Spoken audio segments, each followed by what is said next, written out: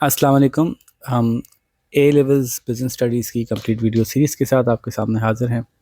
इस सिलसिले में यूनिट 1 का लास्ट चैप्टर देख रहे हैं, चैप्टर 9 स्ट्रैटेजिक प्लानिंग के हवाले से हमने कुछ बातें पिछले चैप्टर में की थी।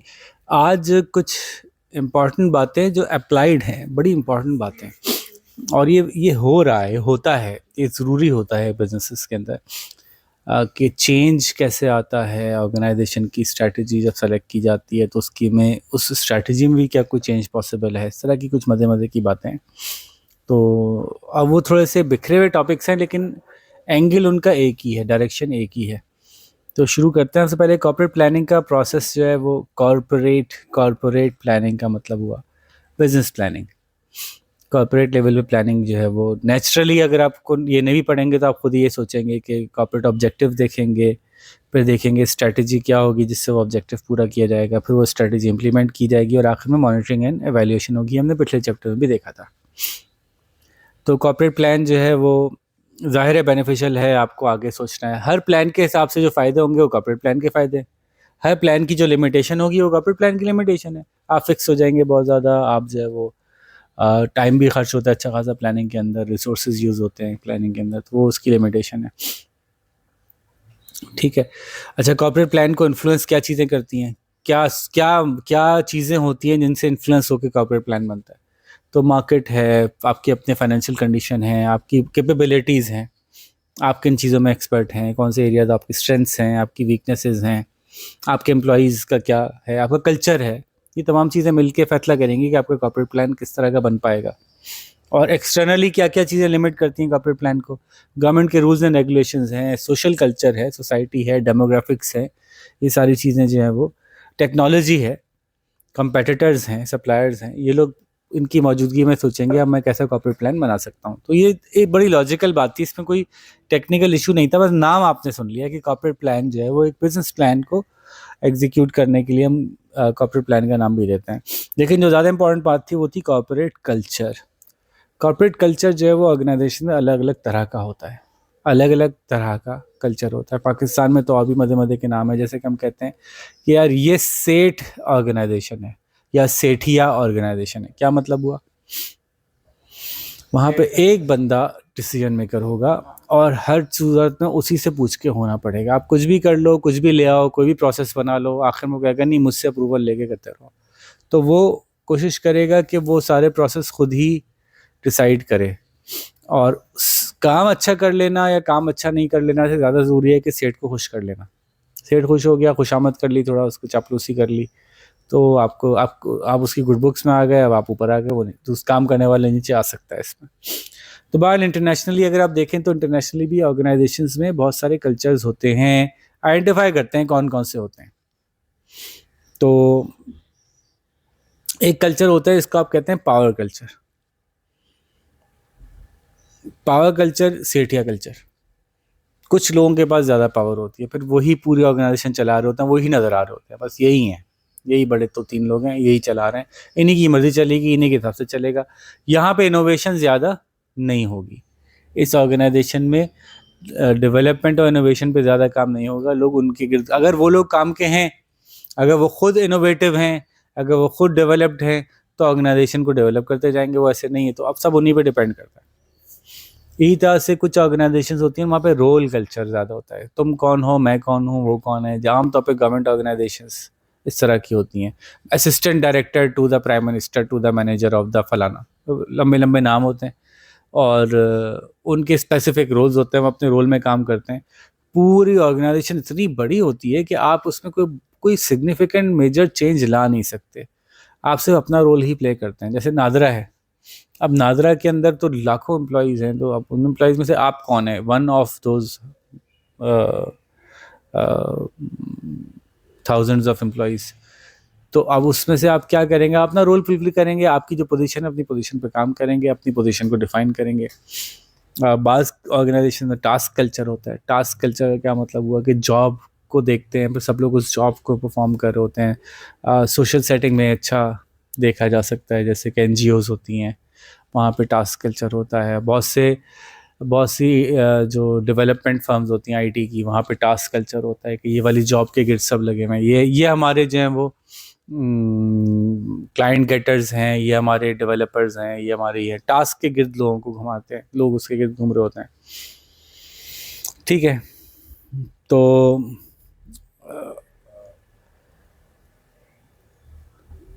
पर्सन कल्चर होता है। Person culture is the most creative but very inefficient in some ways, कि भाई हर बंदा अपनी अपनी जगह आज़ाद है, वो अपना अपना एक उसने डोमेन सेलेक्ट किया हुआ है, वो अपने अपने एरिया में काम करता है, जैसा उसका दिल चाहता है वैसा वो कर सकता है। बहुत सी लूजली स्टिच सोशल ग्रुप्स इस तरह के होते हैं। जैसे हम जो अपना एक एमएस का ग्रुप बना रहे हैं, उसको इवॉल्व कर रहे हैं, तो उसमें पर्सन कल्चर को फोकस करेंगे शायद हम, कि एक बंदा कहेगा कि मैं जो हूँ वो गरीबों को खाना खिलाने में ज़्यादा इंटरेस्टेड हूँ, उसमें मेरी एक्सपर्टीज़ भी हैं, तो मैं इसको लेके आगे चलना चाहता हूँ। दूसरा कहेगा मैं पर्सनल डेवलपमेंट पे काम करना चाहता हूँ। तीसरा कहेगा कि मैं जी राशन डिस्ट्रीब्यूशन पे काम करता हूँ। चौथा कहेगा मैं एजुकेशन पे काम, अपने अपने एरियाज़ डिफ़ाइन करते हैं, अपने एरियाज़ में ग्रो करते हैं। इस तरह की ऑर्गेनाइजेशंस भी हो सकती हैं, और एक ही वक्त में एक से ज़्यादा कल्चर भी हो सकते हैं आपके। एंटरप्रेन्योरियल कल्चर नया आजकल ट्रेंड है। एंटरप्रेन्योरियल कल्चर ये है कि आपको कहा जाता है कि you are also an entrepreneur and you are also an entrepreneur. वो इंट्राप्रेन्योर होते हैं, और उनको जो है वो इनकरेज किया जाता है कि आप डिसीजन मेकिंग लो, आप इनिशिएटिव्स लो, आप रिस्क लो, ऑर्गेनाइजेशन आपको सपोर्ट कर रही है, आप कुछ प्रोड्यूस करो, टारगेट्स मीट करो, फिर आप ग्रो करो, अपनी ग्रोथ के साथ साथ कंपनी की ग्रोथ करवा लो। ये ज़रा मॉडर्न डे आजकल चल रहा है। अच्छा, कॉर्पोरेट कल्चर एक कल्चर से दूसरे कल्चर में ट्रांसफॉर्म होता है, करना पड़ता है बातों बात। अब आप बताइए कब करना पड़ता होगा? कॉर्पोरेट कल्चर चेंज भी करना पड़ता है। कोई मिसाल दें, थोड़ा दिमाग चलाना शुरू करें, अभी आप लोग फुस बैठे। कोविड आ गई है, चलें, एक इंटरनेट के एक एक्सटर्नल एनवायरनमेंट के प्रेशर की वजह से कल्चर चेंज करना पड़ गया। पहली बात ये ले लेते हैं, तो उसकी एक एग्जांपल है कि कोविड आ गया। कोविड आ गया तो आपकी ऑर्गेनाइजेशन अब जैसे चल रही थी वैसे नहीं चलेगी। एक बड़ी आउटगोइंग, बड़ी सोशल किस्म की ऑर्गेनाइजेशन थी, अब कोविड आ गया तो आपको चेंज करना पड़ेगा। क्रिकेट का ग्राउंड है, आप क्रिकेट मैच करते हैं, हर बॉल के बाद तालियां मारते हैं, हर उसके बाद हैंडशेक करते हैं, कल्चर है ना आपका उस ऑर्गेनाइजेशन का। आपको उस कोविड की वजह से अपना कल्चर चेंज करना पड़ा। और क्या वजह हो सकती है? अभी हम एक ही पॉइंट पे रहेंगे, एक्सटर्नल इन्फ्लुएंसेस की वजह से कॉर्पोरेट कल्चर चेंज करना पड़े, तो एक कोविड का एग्जाम्पल। और कोई एग्जाम्पल है? एक्सटर्नल इन्फ्लुएंस की वजह से कॉर्पोरेट कल्चर चेंज करना पड़े। एक्सटर्नल इन्फ्लुएंस की वजह से कॉर्पोरेट कल्चर चेंज करना पड़े, कोई मिसाल दें। गवर्नमेंट जो है वो फोर्स कर देगी सारे एम्प्लॉइज को रोकने जाए, तो कल्चर में तब्दीली है। क्यों, कहाँ, कोई मिसाल है आपके पास ऐसा हुआ हो? ये टाइम मिसाल नहीं, तो मिसाल देना। कोविड एक रियल मिसाल थी ना। इस तरह पे इन्वेस्टर्स भी बोल सकते हैं कि मतलब एक्सटर्नल इन्फ्लुएंस की वजह से बंद ही कर दिया। कॉर्पोरेट कल्चर चेंज का हुआ। अगर कंपनी वो हो जाती है, सेल आउट हो जाती है, कोई और टेक ओवर कर लेता है, तो एक्सटर्नल नहीं रहा ये, अब ये इंटरनल हो गया। एक्सटर्नल फैक्टर्स देखें।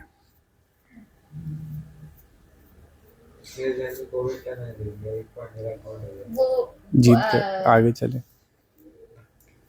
फोकस ग्रुप्स चेंज करवा सकते हैं। मिसाल ना है ना, कोई अपने आसपास देखें, जिंदगी में कुछ सोचे।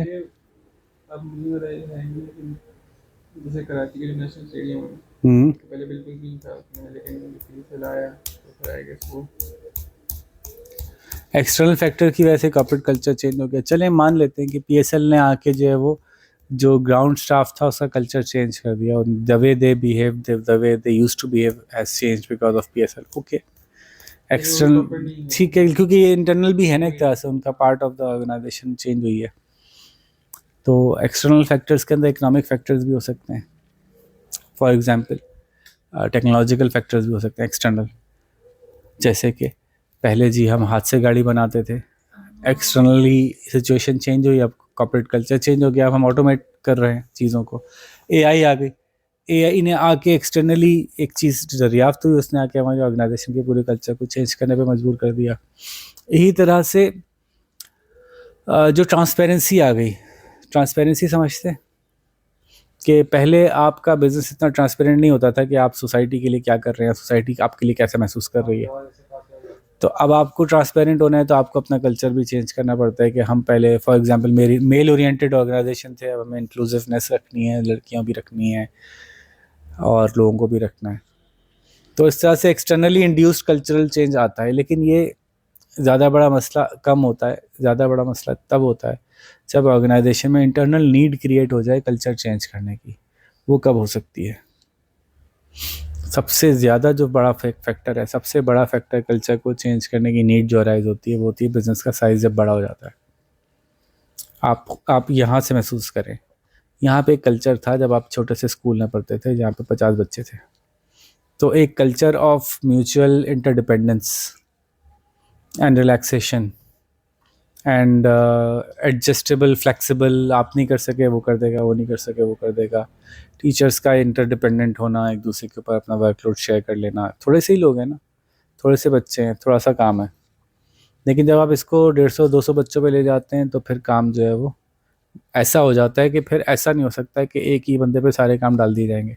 हर बंदे का लोड पहले से बढ़ चुका होगा, तो हर शख्स इतना काम कर रहा होगा कि अब दूसरे का नहीं ले सकता। तो फिर आपको इंडिपेंडेंट और डिपेंडेबल सोर्स बनना पड़ेगा, कॉर्पोरेट कल्चर चेंज करना पड़ेगा। अब आपको पहले आप टाइम पे आए, नहीं आए, दूसरे बंदा बैठ गया आपकी जगह। 4 बच्चे थे उनको, 5 क्लास के 4 बच्चे थे, उनको उठा के 6 वाले ने अपने पास बिठा लिया। अब हर क्लास में बच्चे ज़्यादा हैं, तो ये नहीं हो सकता कि 5 क्लास वाले बच्चे 6 वाला अपने पास बिठा ले, उसके अपनी क्लास में बच्चे भरे हुए, है ना। तो कॉर्पोरेट कल्चर ग्रोथ की वजह से बहुत ज़्यादा ऐसा होता है कि जब बिजनेस ग्रो करता है तो कॉर्पोरेट कल्चर चेंज करना पड़ता है। सेठिया कंपनी जब ग्रो करती है वो कहता है कि भाई कॉर्पोरेट कल्चर लाना पड़ेगा आपको प्रॉपर डिपार्टमेंटलाइजेशन करनी पड़ेगी, फाइनेंस मैनेजर बिठाना पड़ेगा, उसको एम्पावर भी करना पड़ेगा। सेठ साहब, आपको अपने आप को पीछे करना पड़ेगा। प्रोफेशनल लोगों को लाए हैं, उनसे प्रोफेशनल काम करवाएं। समझ में आ रही है बात? तो कब कब इन्होंने भी कुछ लिस्ट दी हुई है, इनकी लिस्ट देख लेते हैं। कब कब कॉर्पोरेट कल्चर चेंज होता हुआ हम देखते हैं आमतौर पे। ट्रेडिशनल फैमिली फर्म जब ग्रो करती है तो कॉर्पोरेट कल्चर चेंज करना पड़ता है।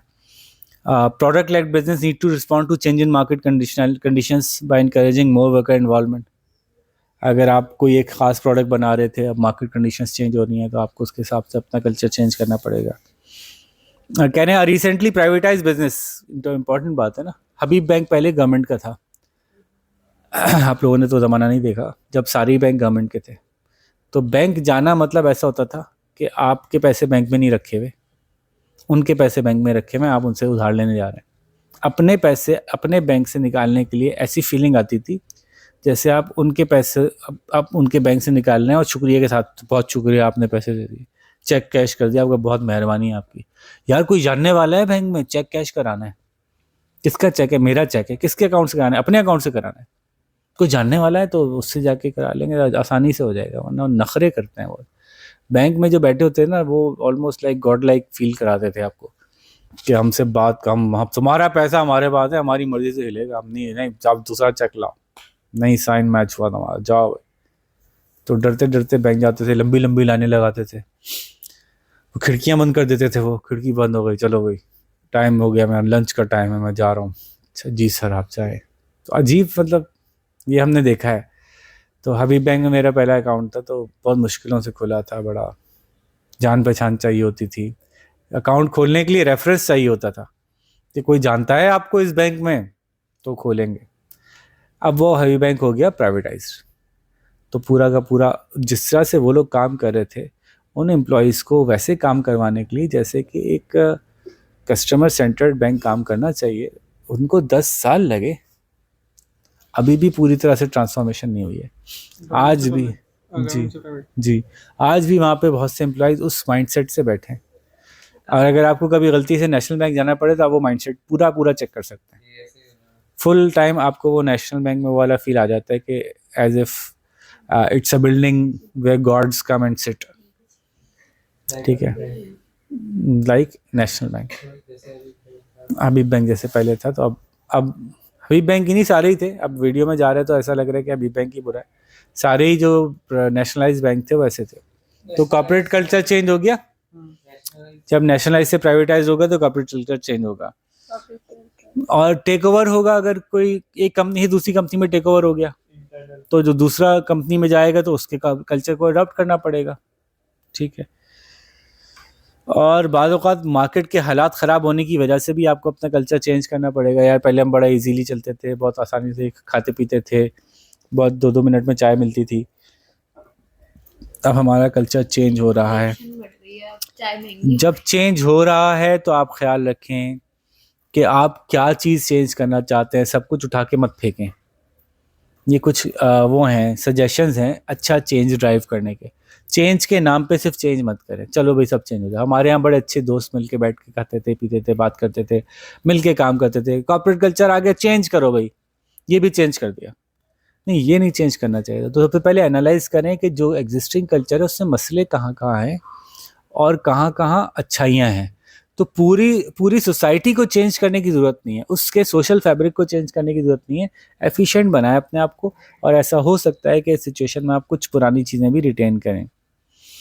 अच्छा, कॉर्पोरेट कल्चर में चेंज के लिए आपको सब लोगों का कमिटमेंट चाहिए, ठीक है। तो यानी मैं कहूँ मैं कॉर्पोरेट कल्चर चेंज कर रहा हूँ, इनको भी नहीं मज़ा आ रहा है, इनको भी नहीं मज़ा आ रहा है, इनका भी दिल नहीं चाह रहा, इनका भी दिल नहीं चाह रहा, तो मैं कैसे करूँगा? फिर आखिरकार लोग छोड़ के चले जाते हैं। कॉर्पोरेट कल्चर में अगर आप टॉप मैनेजमेंट को, मिडिल मैनेजमेंट को अपने साथ मिलाते नहीं हैं, उनको समझाते नहीं हैं, तब तक लोग, तो इन्होंने कुछ मशवरे दिए हुए हैं। जैसे मैंने कहा, everything does not need to change. सब लोगों को कमिट करवाएं, ठीक है। और नए ऑब्जेक्टिव्स जो हैं उनको लोगों को रियलाइज़ कराएं कि हाँ ये हमारा ऑब्जेक्टिव है, तभी वो उसके हिसाब से अपने आप को चेंज करने के लिए तैयार होंगे। अभी आजकल हमारी इस पे काफ़ी काम चल रहा है। अभी आप हमारा कॉर्पोरेट कल्चर सिर्फ आपसे 2 जगह मैं एसोसिएटेड हूँ, दोनों जगह ही कॉर्पोरेट कल्चर हमारा चेंज करने की कोशिश कर रहा हूँ मैं। स्कूल में भी ऐसा ही हो रहा है कि हम एक मोर प्रोफेशनल कल्चर को इवॉल्व करने की कोशिश कर रहे हैं, मोर डेलीगेटेड, मोर प्रोफेशनल। और हमारी जो सोशल ऑर्गेनाइजेशन है वहाँ भी हम एक कोशिश कर रहे हैं कि एक डिवॉल्व्ड कल्चर जो है वो, जिसमें हर शख्स अपनी रिस्पॉन्सिबिलिटी लेना शुरू करे, तो वो हम लाने की कोशिश कर रहे हैं। तो ये इंटरेस्टिंग है कि चेंज कैसे किया जाता है, उसमें क्या क्या रास्ते में रुकावटें आती हैं। तो हर एक के पास क्लियर होना चाहिए कि अब ये ऑब्जेक्टिव्स हैं तो वाकई यही ऑब्जेक्टिव्स होने चाहिए थे और ये अच्छे हैं। सही कह रहे हो बात। मैं कहूँ यार बात सुनो यार, तुम कस्टमर्स के पास क्यों नहीं जा रहे? यार हमारी आदत ही नहीं है। भाई तुमने तो एग्री किया था कि अब जब तक हम ये नहीं करेंगे हम आगे नहीं बढ़ सकेंगे। हाँ एग्री तो मैंने किया, तो फिर करना पड़ेगा ना इस पे काम आपको। हाँ यार करना, इस तरह से आप सारे ऑब्जेक्टिव्स से सब लोग एग्री कर जाते हैं ना, तो उनसे काम करना आसान होता है। एम्प्लॉयज़ जब नए कल्चर में आएंगे उनको ट्रेनिंग चाहिए होगी, पहले से सोच लो। तो ट्रेन करना अभी से शुरू कर दो। नए कल्चर में एम्प्लॉयज़ को ट्रेनिंग चाहिए होती है कि आप कैसे बिहेव करना है। हमारे टीचर्स को ये समझाना है कि lunch break is now not a free period. In lunch break, you have a responsibility to get the children to eat the things that they have brought from home properly in a proper manner and hygienic manner, or wash their hands and all that. तो अब ये culture नहीं था हमारा, तो ये लोगों को ये रियलाइज़ करवाना, इसके लिए बाकायदा ट्रेनिंग की ज़रूरत पड़ी कि भाई ऐसे लंच करवाना है आपको। तो उसके लिए वो ट्रेंड ही नहीं थे, तो जहन में नहीं था उनको कि अब ये एक्सपेक्ट किया जा रहा है। तो ट्रेनिंग चाहिए होती है आपको, और चेंज को रिवॉर्ड भी करना पड़ता है आपको, रिवॉर्ड करना पड़ता है शुरू में, ताकि लोग उस चेंज को एक्सेप्ट करें। ये हमारे इम्प्लीमेंटेशन पार्टनर में बेस्ट, इस महीने के बेस्ट इम्प्लीमेंटेशन पार्टनर अरूश रही, 10% सैलरी रिवॉर्ड। इस अगले महीने वाह भाई बेस्ट इम्प्लीमेंटेशन पार्टनर है चेंज के अंदर, ठीक है। तो कॉर्पोरेट कल्चर जो है वो बहुत इंपॉर्टेंट इसलिए भी है, कल्चर से रिजल्ट्स निकलते हैं। कल्चर रिफ्लेक्टिव होता है 3 चीज़ों का। हमारा कल्चर कैसा है? काम करने का है, छुट्टी करने का है, पढ़ने का है, आराम करने का है? क्या कल्चर है आपका? कल्चर 2 चीज़ों से मिलके बनता है। एक आपके वैल्यूज़ और बिलीव्स क्या है, और एक आपके बिहेवियर्स कैसे। आपके वैल्यूज़ और बिलीव्स का मतलब क्या हुआ कि हाँ ऑब्जेक्टिव्स तो बहुत नीचे आ गए ना, तो ये ऊपर थोड़ा ऊपर की बात, ऊपर से बात हो रही है कि रिजल्ट लाने के लिए मुझे कल्चर इसलिए ज़रूरी लगता है कि अगर मेरा बिलीफ सिस्टम है कि मैं एफिशिएंटली काम करूंगा तो फिर मैं ऑटोमेटिकली अच्छे रिजल्ट निकाल लूँगा। मेरा बिलीफ सिस्टम है मैं चिल करूंगा, भाई जो भी है चिल करना मेरा असल ज़िंदगी का मकसद है, तो फिर मेरा रिजल्ट वो नहीं आ सकेंगे। जैसे मैं गवर्नमेंट एम्प्लॉई हूँ, मैं समझता हूँ कि मेरा बिलीफ सिस्टम ये है कि यार भाई 2 घंटे काम करना है बस। तो मेरे वैल्यूज़ क्या हैं? मैं पूरा काम करता हूँ, मैं हक अदा कर रहा हूँ काम का, मैं हलाल हराम की तमीज़ करता हूँ। और दूसरा है मेरे behaviours, am I willing to take up responsibility or not? Am I willing to put importance to the things, give importance to the things? Am I willing to put in extraordinary effort if required? तो ये values, beliefs और behaviour से मिलके हमारा culture बनता है, जिसके नतीजे में रिजल्ट निकल के आते हैं. Distinctive organization culture can support businesses' brand image and relationship with customers. For example, the Body Shop almost invented the ethical trading culture. Some analysts believe that the business changed its approach after its takeover by L'Oreal. तो बाज़ औक़ात business जो हैं वो ऐसे culture evolve कर लेते हैं जो कि दुनिया में बड़ा अच्छा इम्पैक्ट रखते हैं, बड़ा उससे नतीजा बड़ा अच्छा निकलता है. टोयोटा की भी एक एग्जांपल उन्होंने दिया है कि corporate culture is linked to performance and long term success of business. Companies dedicated to continuous improvement with worker involvement have been shown to be more profitable in the long run, जैसे कि Toyota. अब culture को change, पहले culture से बात शुरू हुई थी, कल्चर को चेंज करने की बात हुई. चेंज करने के लिए फरमाते हैं कि चेंज ट्रांसफॉर्मेशनल लीडरशिप से होती है. ये एक नया लीडरशिप के ऊपर हमेशा थोड़े थोड़े दिन में एक नया मॉडल, एक नई बात आती है. ठीक है, ऑटोक्रेटिक से लेकर डेमोक्रेटिक से लेकर हर कुछ अरसे में लीडरशिप की एक नई बेहतर इवॉल्व थ्योरी आ जाती है. सिचुएशनल होती है ना, इसलिए एक थ्योरी ये भी है, एक थ्योरी ये भी है, सिचुएशनल लीडरशिप. लीडरशिप की जो क्वालिटी है वो सिचुएशन है. कुछ सिचुएशन में लीडरशिप इस तरह की चाहिए होगी, कुछ सिचुएशन में लीडरशिप इस तरह की चाहिए होगी. जैसे कि अभी जो लीडरशिप वो चाहिए कि यूं कर ले, लेकिन किया नहीं उसने. बच्चों को मोबाइल जब्त कर ले, ऐसी लीडरशिप चाहिए, लेकिन नहीं कर रही वो लीडरशिप. तो ट्रांसफॉर्मेशनल लीडरशिप का अलग से जिक्र क्यों किया है? क्योंकि ऑर्गेनाइजेशनल चेंज की बात हो रही है. तो ऐसे वक्त में जबकि ऑर्गेनाइजेशन चेंज हो रही होती है, आपको ख़ास तरह के लीडर्स चाहिए होते हैं जो ऑर्गेनाइजेशन को ट्रांसफॉर्म करने का एक्सपीरियंस रखते हों. हो सकता है कि आप उन लोगों को 4 साल के लिए एम्प्लॉय करें और फिर कहें कि आप दूसरे लीडर आ जाए, कोई मसला नहीं, काम चल जाएगा. अभी लेकिन हमें उस टाइप का बंदा चाहिए जो ट्रांसफॉर्मेशन एक्सपर्टीज़ रखता है. तो ट्रांसफॉर्मेशन सिर्फ ऑर्डर करने से नहीं आएगा, ट्रांसफॉर्मेशन को लीड करना पड़ेगा. You have to change first, you have to show कि मैं कितना कमिटेड हूँ, और you have to show that results कितने अच्छे आ रहे हैं. ये क्योंकि आपने बिला वजह तो ट्रांसफॉर्मेशन नहीं की होगी ना, कुछ सोच समझ के की होगी, उसके अंदर कोई पॉसिबल बेनिफिट्स आपको नज़र आते होंगे, तभी आप ट्रांसफॉर्मेशन की तरफ जा रहे होगे. तो उस ट्रांसफॉर्मेशन के बेनिफिट्स को निकाल के आप पहले दिखाएंगे, ये देखो कितना ज़बरदस्त मज़ा आ गया. अब मैं कह रहा हूँ कि ऑर्गेनाइजेशन के बच्चों को ऐसे नहीं ऐसे पढ़ाया जाए, तो पहले मैं पढ़ा के दिखाऊं, उसके नताइज मैं निकाल के दिखाऊं, ये देखो कितना अच्छा नतीजा निकल रहा है, तो फिर लोग उससे इंस्पायर होंगे. तो transformation needs to be inspired and led. तो ट्रांसफॉर्मेशन लीडरशिप के बारे में उन्होंने कहा कि it influences employees, it inspires employees, it demonstrates, it provides stimulus. ये सारी बातें अभी हमने की. और अगर लीडरशिप ट्रांसफॉर्मेशनल माइंडसेट के साथ काम कर रही है तो पहले तो वो ये समझती है कि पहले वाले भी इंसान थे. ट्रांसफॉर्मेशन का एक इम्पॉर्टेंट एलिमेंट होता है जिसको नहीं, एडिक्ट की ट्रांसफॉर्मेशन करना. एडिक्ट की ट्रांसफॉर्मेशन करना, इसमें सबसे पहले आपने क्या मान लिया कि एडिक्ट हो सकता है कोई. एक है ना एक माइंडसेट के एडिक्ट वेडिक्ट कुछ नहीं होता. अब तुम वो कर रहे हो अपना, तुम जो है ना वो कर रहे हो अपना, एक्टिंग कर रहे हो. जहनी मरीज कुछ नहीं होता, तुम एक्टिंग कर रहे हो. दिमागी कोई प्रॉब्लम, एंजाइटी कुछ नहीं होती, तुम एक्टिंग कर रहे हो. तो अगर आप ये कहते हैं ना ट्रांसफॉर्मेशनल लीडरशिप की तरफ हम जा रहे हैं, तो सबसे पहले आप ये कह रहे हैं कि दिस मीन्स कि there were things, some things that were established before. उनको एक्नॉलेज करते हैं पहले आप कि हाँ ये चीज़ ऐसे थी और ऐसे भी चलता था, ऐसे भी चल सकता है. And now we are moving forward. आप सबके एग्रीमेंट से, आप सबसे मशवरा करके हम आगे जा रहे हैं. सो ट्रांसफॉर्मेशनल लीडरशिप जो है वो सक्सेस का चांस बढ़ा देती है. चेंज की सक्सेस बेहतर हो जाती है, चेंज के सक्सेस के चांसेस बेहतर हो जाते हैं. ठीक है, ट्रांसफॉर्मेशनल लीडरशिप जो है वो एक ऐसी लीडरशिप होती है जो लोगों को मौका देती है, फ्लेक्सिबल होती है. ये ज़्यादातर उस टाइम पे यूज़ किया जाता है इस फिनोमेना को जब आप ऑर्गेनाइजेशन को चेंज कर रहे होते हैं, तो लोगों को फ्लेक्सिबल होना पड़ता है. आपने कहा अब सब लोग 7:45 बजे आएंगे, तो पहले आप क्या कहेंगे? 7:45 नहीं, ऐसे करते हैं 7:45 बजे आएंगे लेकिन फ्लेक्सी टाइम है 15 मिनट का, 15 मिनट तक आपको मार्जिन है, आप इससे लेट आ जाओ चलो. तो ऐसे ऐसे उस मार्जिन को कम करेंगे. तो फ्लेक्सिबिलिटी के साथ चलना पड़ता है, वो जगह देनी पड़ती है जहाँ पे कि लोगों को पहले अभी से बेहतर पोजीशन मिल जाए, फिर उससे बेहतर पोजीशन में ले आना. अच्छा, अब क्या सवाल है, क्या स्ट्रैटेजी भी चेंज हो जाती है? हो जाती होगी. स्ट्रैटेजिक चेंज भी हो जाता है। स्ट्रैटेजिक चेंज समझते हैं? स्ट्रैटेजिक चेंज का मतलब है कि हम नॉर्थ में जा रहे थे, अब हम सोचें कि हम साउथ अपना नॉर्थ ईस्ट में जा रहे हैं, डायरेक्शन चेंज हो गई। या हम नॉर्थ वेस्ट में जा रहे हैं, या इवन हम नॉर्थ में जा रहे थे अब हमें ईस्ट में जाना है, अच्छी बड़ी ट्रांसफॉर्मेशन हो गई। तो क्या स्ट्रैटेजिक डायरेक्शन भी चेंज होती है?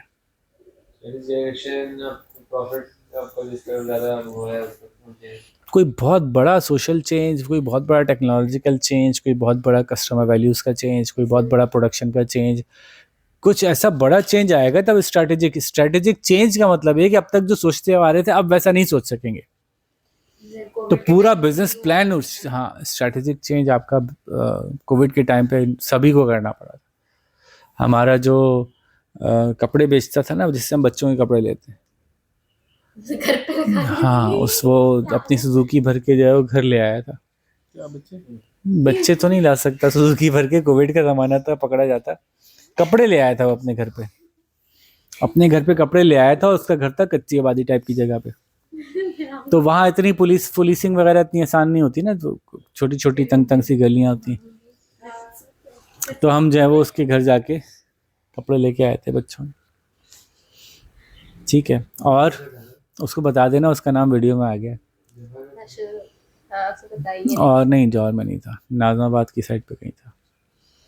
और बताएं, स्ट्रैटेजिक चेंज की कोई सिचुएशन? कोविड, पहले भी कोविड आया था, फिर कोविड आ गया।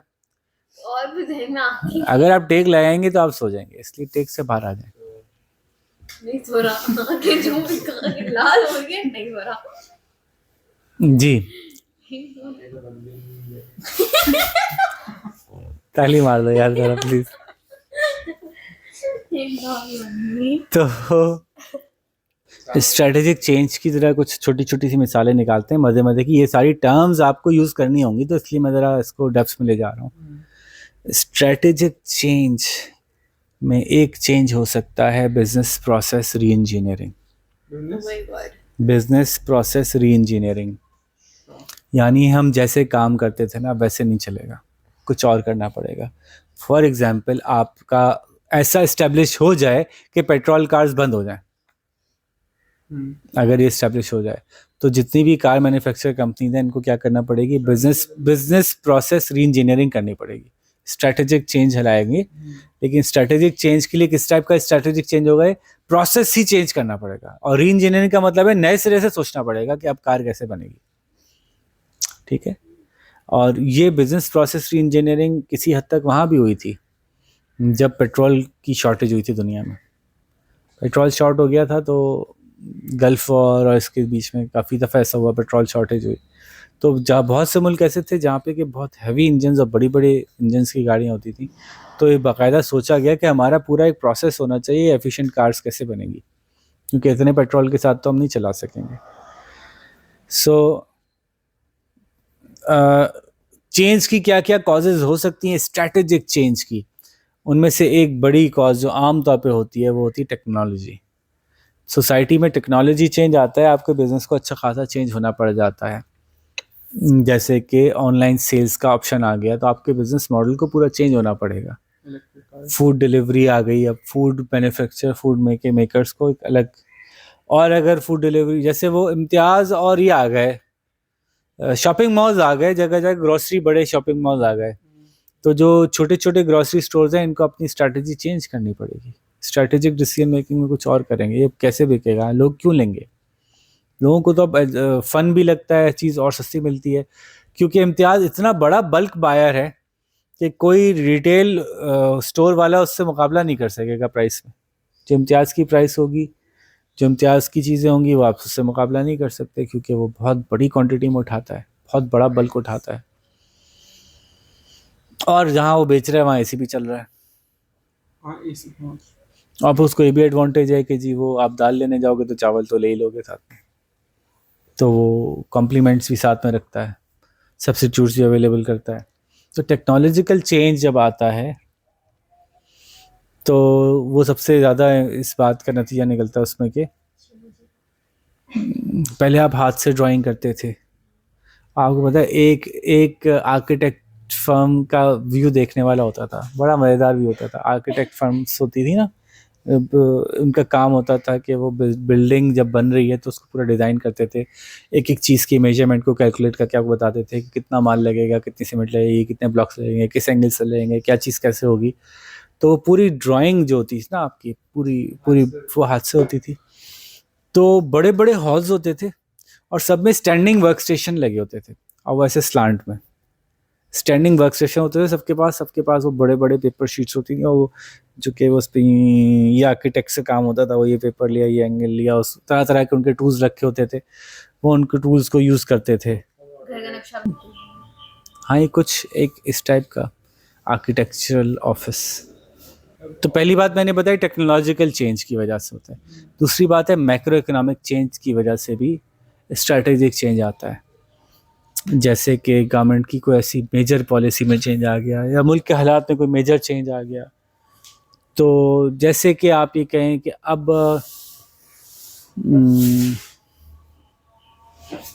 आपकी जो है वो इकोनॉमिक ग्रोथ बहुत ज़बरदस्त निकल के आ गई। चाइना को ले लें, 1945 का चाइना और आज का चाइना, कितना बड़ा डिफरेंस आया ना, क्योंकि मुल्क की डेवलपमेंट में बड़ा फ़र्क आ गया, मुल्क की इनकम में बड़ा फ़र्क आ गया, पर्सनल इनकम लोगों की बहुत बढ़ गई। तो उसके बाद ऑर्गेनाइजेशनल पूरा जो स्ट्रैटेजी है वो भी चेंज होगी। अब इन लोगों के लिए सामान बनाना है जो इस तरह के हैं, ठीक है। लीगल चेंजेस कोई आ गए, पाकिस्तान में तो बड़ी अच्छी मिसाल है कि जब वो आए थे आपके ज़ियाउल हक साहब, बहुत बड़ा चेंज आया था ऑर्गेनाइजेशन स्ट्रक्चर में। जब भुट्टो आए थे तो बहुत बड़ा चेंज आया था, क्योंकि अयूब खान के ज़माने में प्राइवेटाइज दुनिया थी, भुट्टो के आने के बाद नेशनलाइज हो गई थी।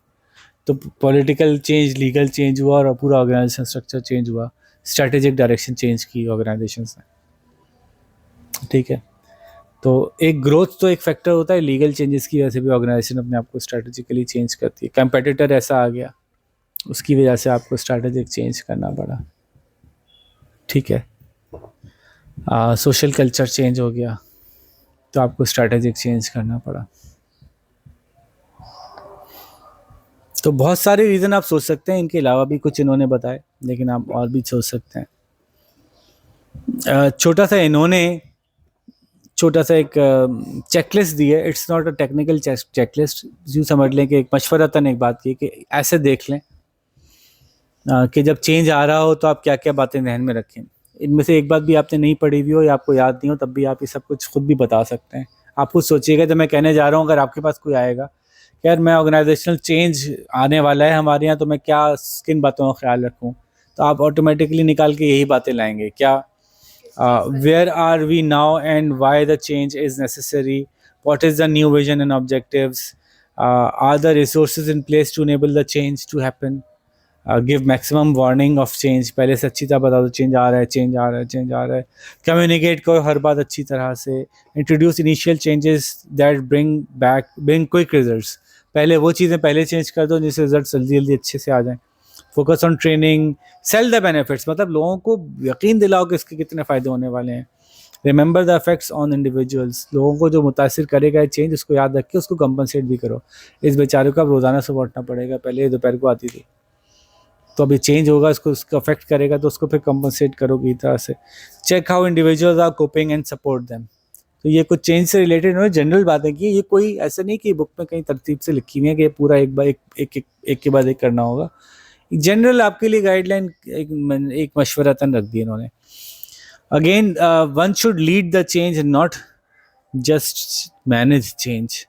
भाई अब जो होगा देखा जाएगा, नहीं हम करेंगे, हम तब्दीली लाएंगे, हम ठीक करेंगे। इसी हवाले से कुछ टर्म्स यूज़ की जाती हैं, जैसे कि एक टर्म है जिसको कहते हैं प्रोजेक्ट चैम्पियंस।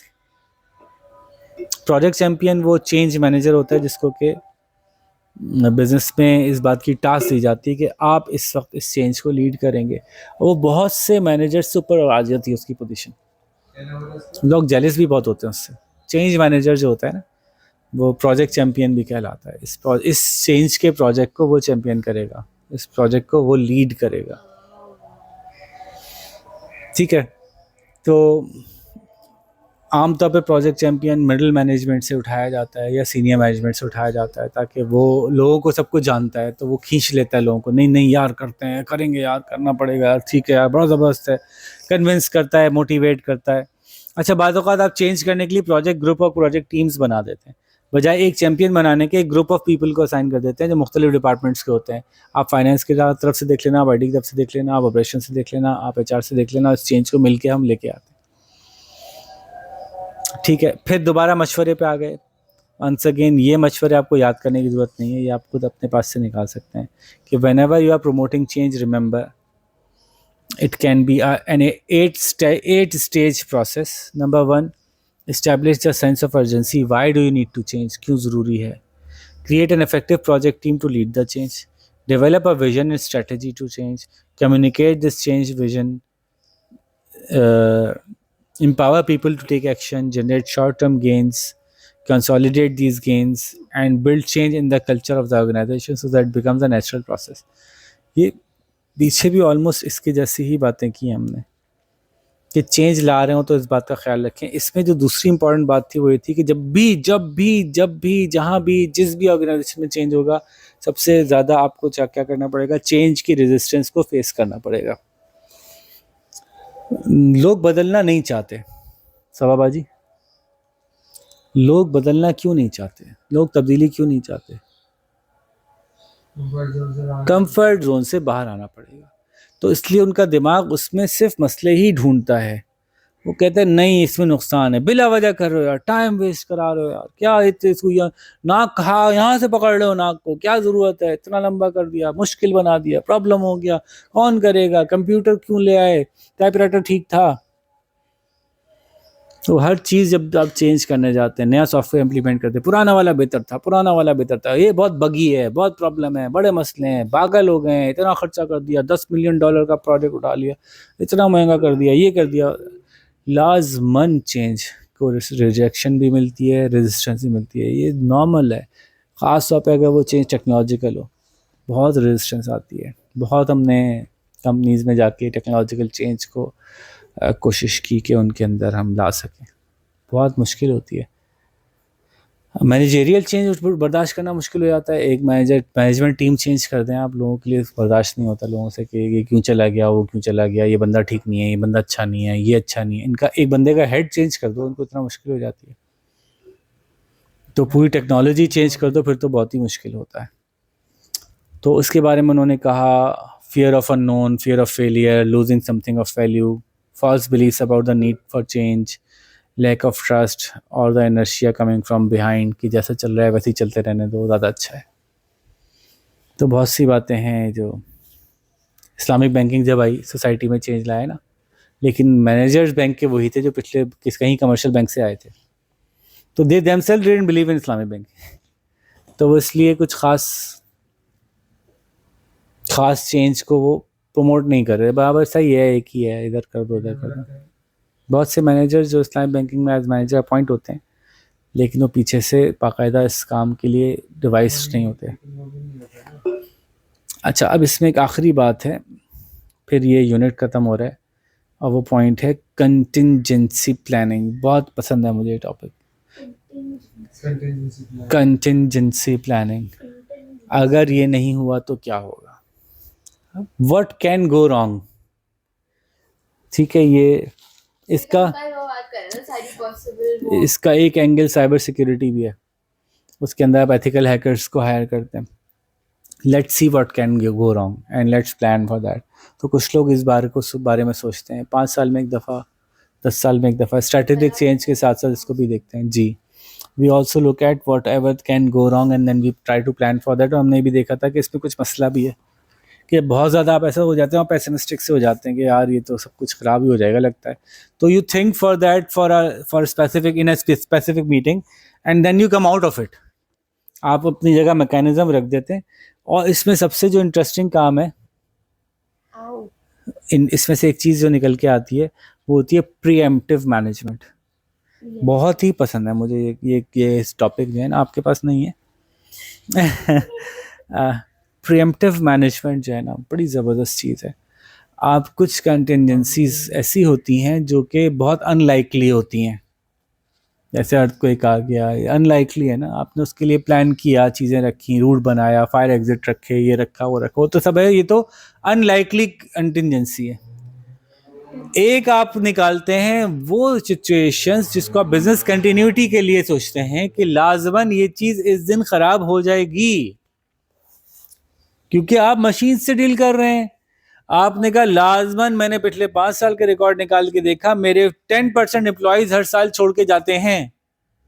जब जा ही रहे हैं तो मैं क्यों ना 10% हायरिंग प्रोसेस को ऑटोमेटिक कर दूं कि आते ही रहे, क्योंकि 10% ने जाना ही है। जब वो चला जाएगा, गैप क्रिएट हो जाएगा, पूरा मैनेजर चला गया, ले भाई अब कौन चलाएगा।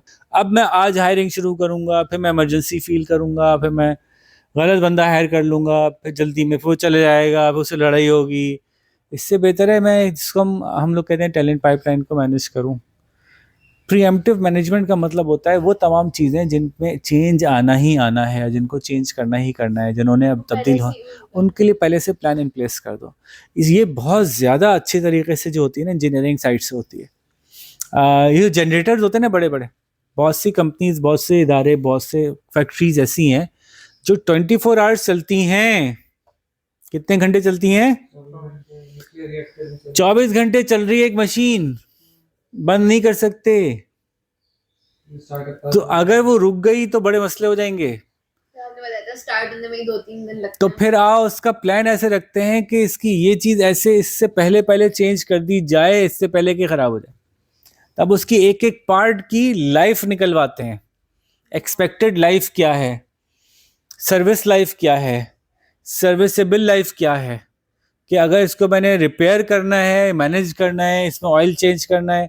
एक तो ना ऑयल चेंज, एक होती है बेल्ट समझते हैं आपने, कभी देखी है मोटर में बेल्ट लगी हुई, देखी है मोटर में बेल्ट लगी हुई। मोटर की बेल्ट लाजमी खराब होनी है, कितनी साइकिल्स के बाद खराब होगी, आप ये सप्लायर से कंफर्म करके लेते हैं, रिलायबल सप्लायर से। वो कहते हैं 5000 साइकिल्स पर खराब होगी, तो आप 4500 साइकिल पे दूसरी बेल्ट ला के रख लेते हैं, 4900 पे चेंज कर देते हैं, 5000 का वेट नहीं करते, क्योंकि आपका प्रोसेस ना रुक जाए, मेजर ब्रेकडाउन ना आ जाए प्रोसेस के अंदर।